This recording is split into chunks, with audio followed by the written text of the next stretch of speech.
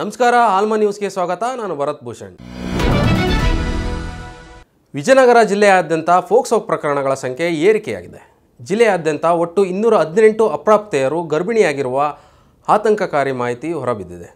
ಅದರಲ್ಲೂ ವಸತಿ ಶಾಲೆಗಳಲ್ಲಿ ಮಕ್ಕಳ ಮೇಲಿನ ಲೈಂಗಿಕ ದೌರ್ಜನ್ಯಗಳು ನಡೆಯುವ ಸಾಧ್ಯತೆಗಳು ಇರುವ ಕಾರಣ ಮಕ್ಕಳ ಸುರಕ್ಷತೆ ದೃಷ್ಟಿಯಿಂದ ಸೂಕ್ತ ಕ್ರಮಗಳನ್ನು ಕೈಗೊಳ್ಳಬೇಕೆಂದು ಮಕ್ಕಳ ಹಕ್ಕುಗಳ ರಕ್ಷಣಾ ಆಯೋಗದ ಸದಸ್ಯ ಶಶಿಧರ ಕೋಸುಂಬೆ ಅವರು ಮನವಿ ಮಾಡಿಕೊಂಡಿದ್ದಾರೆ.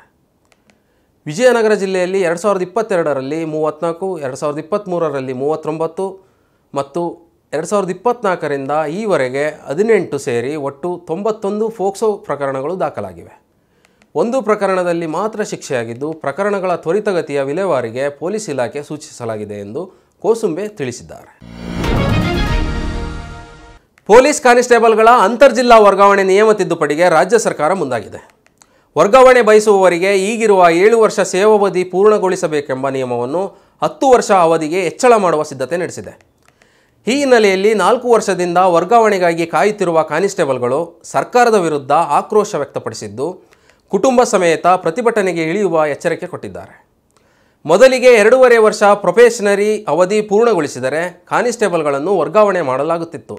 ನಂತರ 3 ವರ್ಷದ ಅವಧಿಗೆ ಏರಿಸಲಾಯಿತು. 2019ರಲ್ಲಿ 5 ವರ್ಷ ಸೇವಾವಧಿ ಪೂರ್ಣಗೊಳಿಸಿದ ಸಿಬ್ಬಂದಿಯನ್ನಷ್ಟೇ ಅಂತರ್ಜಿಲ್ಲಾ ವರ್ಗಾವಣೆಗೆ ಪರಿಗಣಿಸುವುದಾಗಿ ಆದೇಶ ಹೊರಡಿಸಲಾಯಿತು. ಅದಾದ ಕೆಲವೇ ದಿನಗಳಲ್ಲಿ ಪುನಃ 7 ವರ್ಷದ ಅವಧಿಗೆ ಏರಿಕೆ ಮಾಡಿ ಸರ್ಕಾರ ಆದೇಶಿಸಿತ್ತು. ಪದೇ ಪದೇ ಅವಧಿ ಹೆಚ್ಚಳದಿಂದ ವರ್ಗಾವಣೆ ಭಾಗ್ಯ ಸಿಗದೆ ಪೊಲೀಸ್ ಕಾನಿಸ್ಟೇಬಲ್ಗಳು ರೋಸಿ ಹೋಗಿದ್ದಾರೆ. ಕಾವೇರಿ ನದಿಗೂ ವಿವಾದಕ್ಕೂ ನಂಟು ಇಂದು ಮತ್ತು ನಿನ್ನೆಯದಲ್ಲ.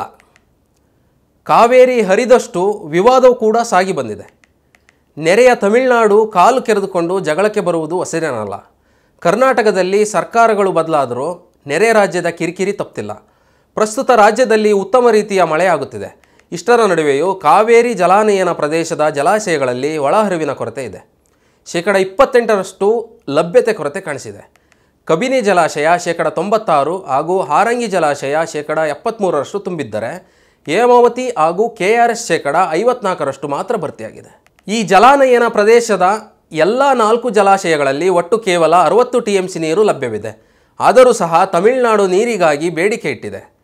ಕೃಷಿ ಚಟುವಟಿಕೆಗಳಿಗೂ ನೀರು ಒದಗಿಸಬೇಕಾದ ಜವಾಬ್ದಾರಿ ರಾಜ್ಯ ಸರ್ಕಾರದ ಮೇಲಿದೆ.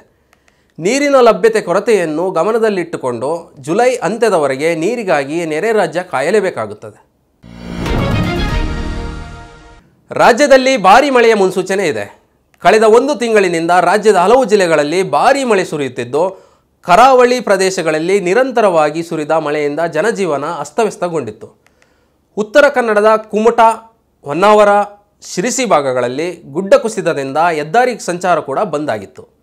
ಇದೀಗ ಮಳೆಯ ಆರ್ಭಟ ಮುಂದುವರಿಯಲಿದ್ದು ರಾಜಧಾನಿ ಬೆಂಗಳೂರು ಸೇರಿದಂತೆ ಹಲವು ಜಿಲ್ಲೆಗಳಲ್ಲಿ ಮಳೆಯಾಗಲಿದೆ ಎಂದು ಹವಾಮಾನ ಇಲಾಖೆ ಮುನ್ಸೂಚನೆಯನ್ನು ನೀಡಿದೆ.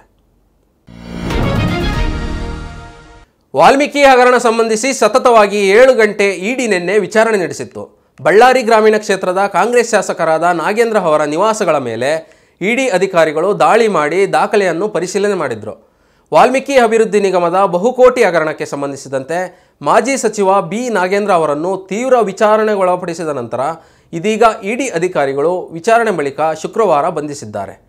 ಮೂಲಗಳ ಪ್ರಕಾರ ಇಂದು ಮಧ್ಯಾಹ್ನ ನ್ಯಾಯಾಲಯಕ್ಕೆ ಹಾಜರುಪಡಿಸುವ ಸಾಧ್ಯತೆ ಇದೆ. ಇದಿಷ್ಟು ಇವತ್ತಿನ ಸುದ್ದಿ. ಇನ್ನಷ್ಟು ಸುದ್ದಿಗಾಗಿ ನೋಡ್ತಾ ಇರಿ ಆಲ್ಮಾ ನ್ಯೂಸ್ 24.